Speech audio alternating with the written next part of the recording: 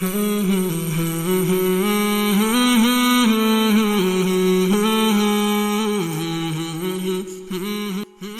بخاری حدیث نمبر 36۔ ہم سے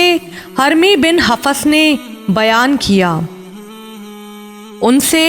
عبد الواحد نے، ان سے امارہ نے، ان سے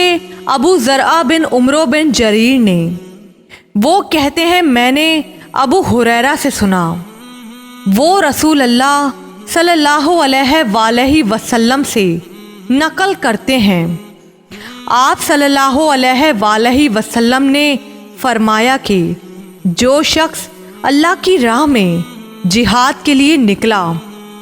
اللہ اس کا ضامن ہو گیا۔ اللہ تعالیٰ فرماتا ہے، اس کو میری ذات پر یقین اور میرے پیغمبروں کی تصدیق نے اس سرفروشی کے لیے گھر سے نکالا ہے، میں اس بات کا ضامن ہوں کہ یا تو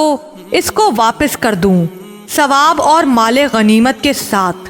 یا شہید ہونے کے بعد جنت میں داخل کر دوں۔ رسول اللہ صلی اللہ علیہ وآلہ وسلم نے فرمایا، اور اگر میں اپنی امت پر اس کام کو دشوار نہ سمجھتا تو لشکر کا ساتھ نہ چھوڑتا، اور میری خواہش ہے کہ اللہ کی راہ میں مارا جاؤں، پھر زندہ کیا جاؤں،